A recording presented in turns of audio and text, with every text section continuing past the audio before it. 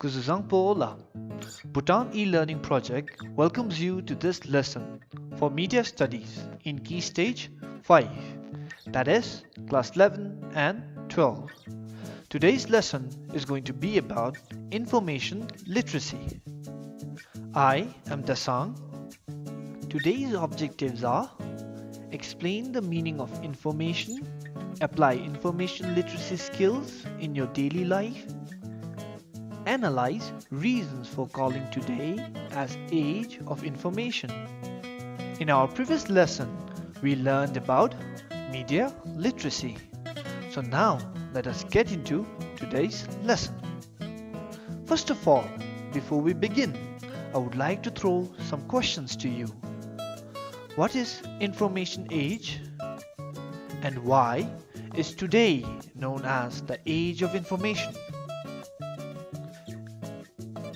Do you have your answers? Let's see if your answer matches with mine. Information age is a time where information is readily available. For example, in the past, you needed an information, you would either have to go to the library, read through a dozen of books, and then only after long hours you would have your answers. But today, in this day and age, you want to know about something? Take out your phone, Google it, and that's how fast you would have your information. From newspapers to our desktops, to Google, to radio, to books, to our phone, everything helps us in giving information. I'm sure when I say all these examples, you must have realized that we are surrounded by information from the moment we wake up to the moment we fall asleep. Our phones are very precious to us. So what is information first? Now, information is anything that you know about a topic, a person, an event, or something. Information has three different parts, that is facts, data, and opinion. I repeat, information has three parts: facts, data, and opinion. Now when we say facts, it is evidence based. Data is the statistics. Opinions may or may not be true, but are beliefs that an individual or a group of people have. If I take the example of the recent scenario of COVID-19, the fact is, it is a new virus. That is why it is called novel coronavirus, and it spreads on contact. It is not airborne. So these are facts. Now if you go to data, the world today has reached over 1 million people who are tested positive for the virus. And in Bhutan, we have 3 Bhutanese students and 2 tourists who are tested positive. So that is data. Now if I come to opinion, eating garlic can cure coronavirus, or alcohol cures coronavirus. These are all opinion. If garlic could cure coronavirus, Chinese would have never had the virus. So in simple words, information is a communicable fact, data, or opinion about someone or something or an event that is readable or receivable by the audience. Now we know what is information. Are you with me? More than knowing what is information, it is very important we know what is information literacy. Now let's dwell into information literacy. Now literacy is an ability. If you are literate, means you can read and write.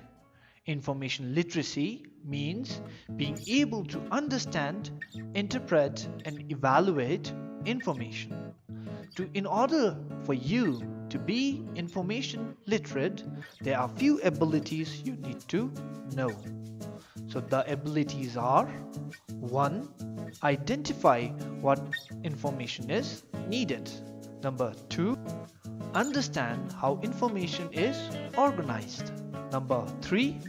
Identify the best source of information. Number 4. Locate the source. Number 5. Evaluate the source critically. Number 6. Sharing the information. So these are 6 abilities that you need in order to be information literate. Why are we focusing so much on information literacy? So let us see why is it important to be information literate, or why is it important to know about information literacy. Number 1, in this day and age where we are a global village, this term you will learn in the later sessions. But it's important for us to know that today information is easily accessible. Anybody on a touch of the screen has access to every information. Wikipedia, our Google, all these help us get easy access to information. So we live in an information saturated society. Now, when we live in such a society, we must be very careful to understand that all informations are not created equal, meaning informations are created with certain purposes. Again, here the easy access can also fool us, because anybody who has access to information can also alter those information, especially with communication technology advancement. Anybody can edit and alter information. I'm sure now you must be thinking of lots of examples. The present example I can think of is how somebody has photoshopped the N sound letter that was presented in BBS by a teacher.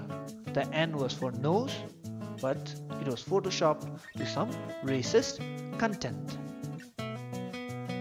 Now, let us dwell on how to be information literate. Before that, do you remember the 6 abilities of an information literate person? Can you name them? So the 6 abilities are: number 1, identifying what information is needed. Number 2, understanding that information is organized.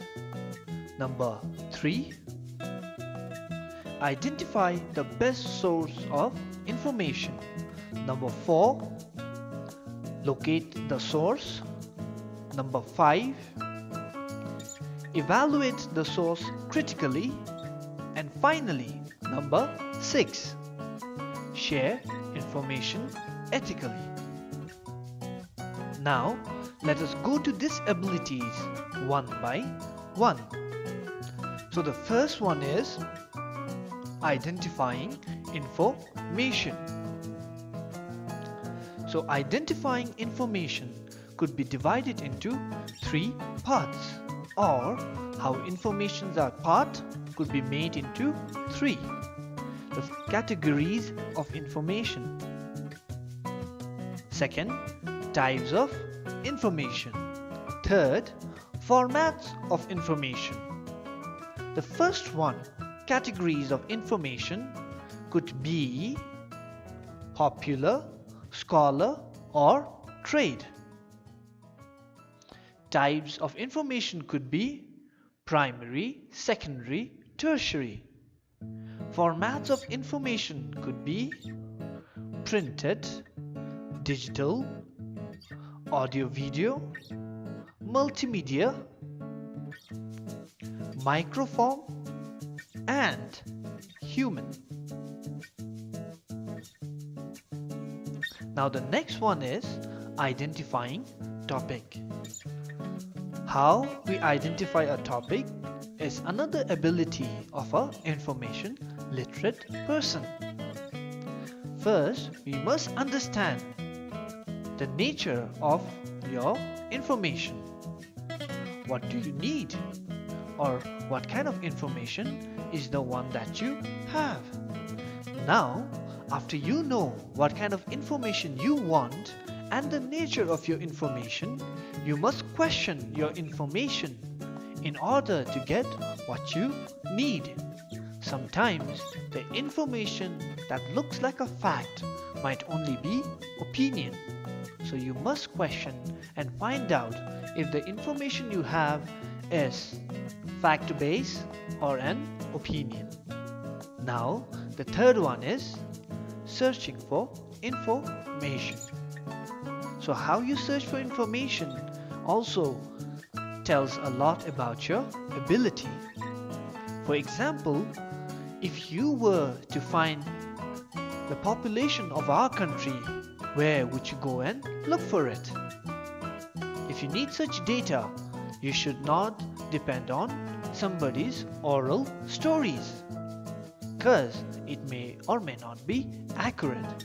The best place to go is look for the National Housing and Population Statistics.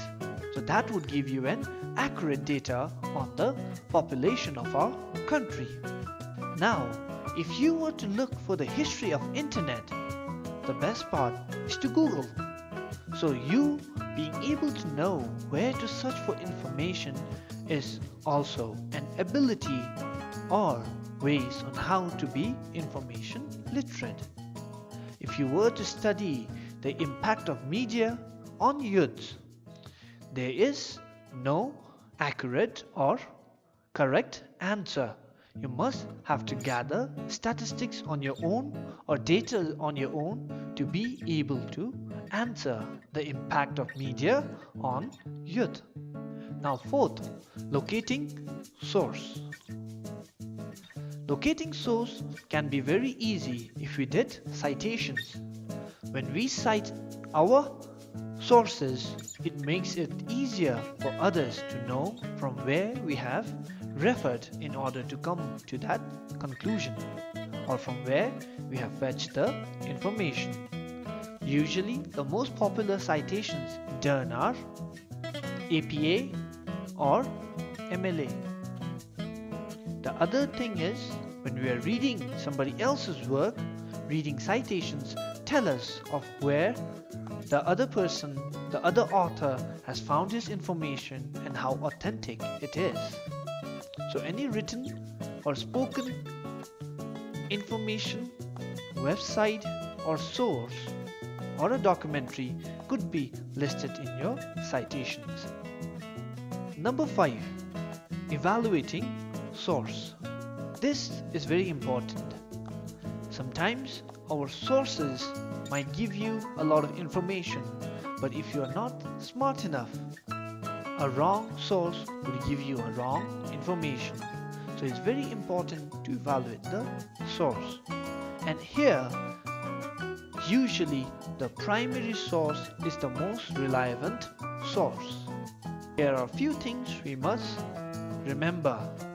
We must make certain criteria such as authority. And when we talk about authority, we are talking about the author of the information. Is the author credentialed enough to give that story? Or is there any other personal interest the author might have for that particular information? Especially when self-interest is there, informations are more biased in nature. Number 2, currency. We must check if the story or the information is relevant or timely, or is there any new update on that particular information. Now the third one is purpose. When we think about purpose, we must think about why was the information published? Did the author have any interest in it?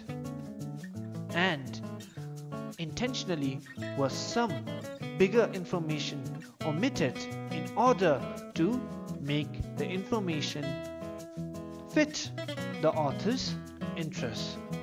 So we must read in between the line. 4. Relevance. We must see if our interest and the information has any relevance. Our topic and the information should have relevancy. We must see if the information that we have answer our question or add anything new to our knowledge. Number 6. Accuracy. Here we must see if there are any errors such as spelling, grammar, and we must also see if it is reviewed or edited by experts, and we must also see if citations are done. Most sources being cited, and if it is being edited or reviewed by a group of experts, the percentage of accuracy would be higher. So that is how we evaluate a source of information. Now, the last one, sharing information. So how do we share information? We must make sure that we share the information ethically. How do we do that? By citing from where we have got the information, by not altering the information as per our bias. We give a complete citation. We use quotation marks wherever we do a direct referencing. And when we use somebody else's idea, we always credit the author for their ideas and information. So that is how we ethically share information. Before I wind up this lesson, I hope you have understood what is information age, what is information literacy, and why do we need to be information literate. So we come across a lot of information on the web, on Facebook, on WeChat, on Twitter. Before we begin to share what we see and come across, please use these skills and see if those informations are reliable. Thank you. I'm so happy you stayed for this lesson, and see you in my next lesson. Have a great day.